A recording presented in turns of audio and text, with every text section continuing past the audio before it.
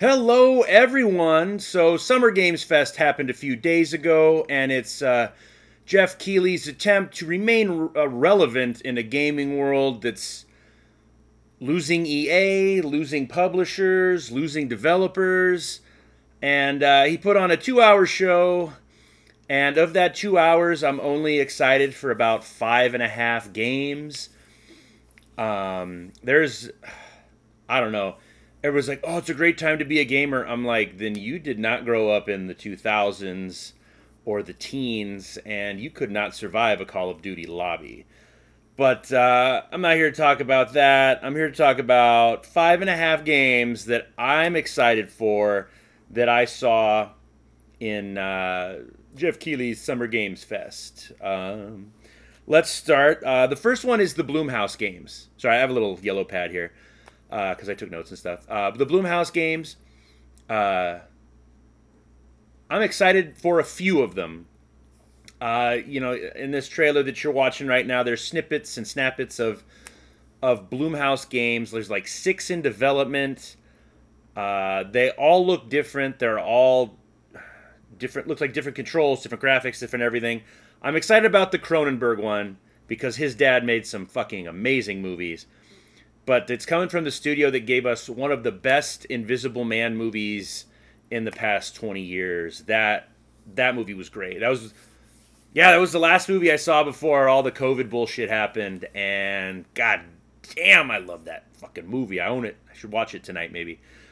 But all these games look great, look amazing. I hope they're going to do it in the style of the Dark Pictures anthology from Supermassive Games, where they release them like once every 6 months, once every year, and they're physical. I really hope they're physical. I'm a little nervous that they're not gonna be, but hopefully Bloomhouse understands that gamers want physical games, and if these games are good, because I love horror. There was a drought of horror after Resident Evil 4 up till Dead Space. There was a big drought. That's when Resident Evil 5 came out, Resident Evil 6 came out. There were these huge just action set pieces, and Capcom kind of threw us a bone with Resident Evil Revelations. But I'm so thrilled that just horror is making its comeback. Love it. I love it. And I was really hoping, no spoilers for the Game Fest, there was no Resident Evil news, which is very disappointing. But Bloomhouse Games, I'm going to keep an eye on you. Better do a good job. All right. So I grew up in gaming in the early 2000s. That was really when I got into it. And the Tony Hawk games were my Maddens. They came out almost once a year. And so it is exciting for me to see that there is a Skate still in development. I love those kind of extreme sports games. I have them all. I love the Tony Hawk 1 and 2 remake. I hope they're doing 3 and 4. Like, I don't need a Call of Duty every year. I need a Tony Hawk every year. But Skate, I don't know that much about it. Nobody does. I don't even think the developers do. I see a lot of skaters in it, and that makes me nervous. I don't want them to make it a huge sandbox with other people. I just want to have a small storyline where I skate and become famous and meet Bam Margera. That's all I want. EA, can you do that for me? If not, I'll have to go back to Tony Hawk Project 8. All right, the next... Sorry, I'm marking them off so I don't talk about them twice. Next game I know nothing about. I don't think anybody knows anything about it. Maybe Sony does. Maybe they were surprised about it. And that's Phantom Blade Zero. I'm very thrilled that Ghost of Tsushima did insanely well. It is an amazing game. Amazing story, amazing graphics, amazing gameplay, all that greatness. And it's kind of ushered in a samurai, Japanese ninja renaissance currently in the gaming industry with Rise of the Ronin, Wulong. There's another one that was announced, Fallen Feathers. Wu Chang Fallen Feathers was announced at the Xbox One. A whole bunch of goodness set in that feudal area. I'm not even talking about Assassin's Creed Shadows. Fuck that game. But I'm glad that I'll be able to play Phantom Blade or that Wu Chang, or I'll just go to my Wulong that I purchased. But this game looks sick. I don't know. The lady who's got fucking sword legs and shit, that's awesome. I'm very excited to get this. It looks like it's the Souls-like. So I'll probably struggle with it, but I'm probably still gonna pick it up because I gotta support those AA developers. I gotta put my money where my mouth is and support AA developers and fuck the AAA ones. Now up next is one that I'm still on the fence about purchasing, and that is the Alan Wake 2 Physical Deluxe Edition. It is up for pre-order at Limited Run Games, Best Buy, and I haven't checked Amazon yet. Best Buy right now. $79.95 you get the game, or no, $89.95 you get the game, and then you get the new Night Springs DLC, and you can only get that with a digital deluxe or a physical deluxe. It looks like you're not going to be able to purchase this separately, and I kind of understand that. I don't think Alan Wake did as well financially as they wanted it to because they didn't put it on disc, and there's some DEI involved in Sweet Baby. That doesn't help.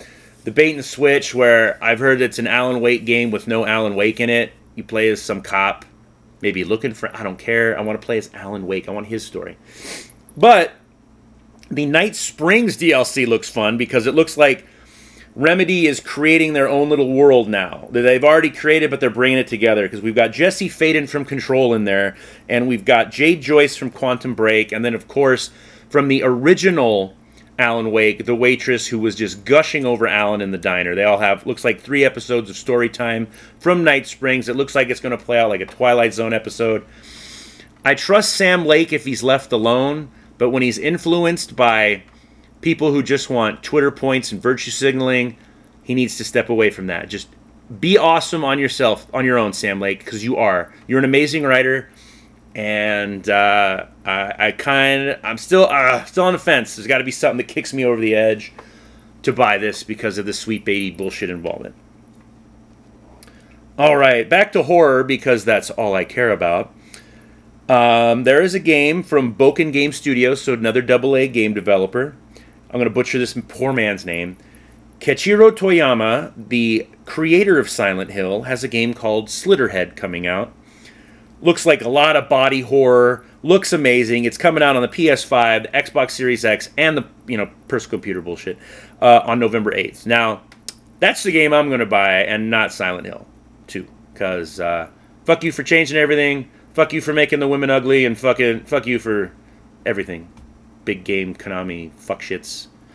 But Slitterhead is going to be purchased. I hope to God it's physical. Hope these developers see these videos. I don't think they do. But physical, I will buy it on disc. If you don't put it on disc, probably not going to buy it until it's like $4. That's just how it goes. But Slitterhead looks great. Looks like you can jump from person to person, kind of like Ghostwire Tokyo a little bit. I don't know. I'm excited. I know very little about the game. I'm going to go in knowing very little about the game, and hopefully I'm going to love the shit out of it. And I'll buy it on the PS5 so I can stream it. If I get that streaming bug up my ass, it's very hard to do that. Now, this is the game that I'm halvesies on. I didn't grow up, I was in my 20s, but I love Harry Potter. This is the Quidditch game that I played on my Nintendo GameCube. It's fun, it's quirky, it's 2-player. Gotta love it, Couch Co-op. Now, this Harry Potter Quidditch Champions that comes out on September 3rd has me a little worried. The graphics are kind of meh, it looks like Fortnite. I'm not a Fortnite guy. I'm not a hero shooter guy. I'm not a multiplayer guy. I've got like 4 friends on this earth, and they don't really play games, or they don't play the games I like. Or if they do play a game I like, and we start playing it together, they dip out. You know who you are. But, I don't know. I have to learn a little bit more about this Harry Potter game. I like to buy it just to piss off all the people that hate J.K. Rowling. I loved Hogwarts Legacy. I was hoping for like Hogwarts Legacy DLC or maybe a teaser. Be like, hey bitches, we're making a 2, but you're not going to know shit about it for a while because we're Portkey. But yeah, I mean, I'll keep an eye out for the Quidditch Championship. This might be a bargain bin. This might not even be physical, like, because it looks like a hero shooter. But yeah, those are my takeaways from Jeff Keighley's Summer Game Fest replacing EA. I'm kind of excited, but I'm really not. I will be getting Slitterhead. Sucks it's after October. And I'm probably going to be picking up the Alan Wake. Just so I can finally play it and see if if the bait and switch was right, if I should have trusted my instincts, and hope that Sweet Baby goes out of fucking business. So let me know what you thought about Summerfest 2024. I'd love to know it. Coming up next will be a reaction, not a reaction, but what I look forward to from the Xbox One, because Xbox is struggling.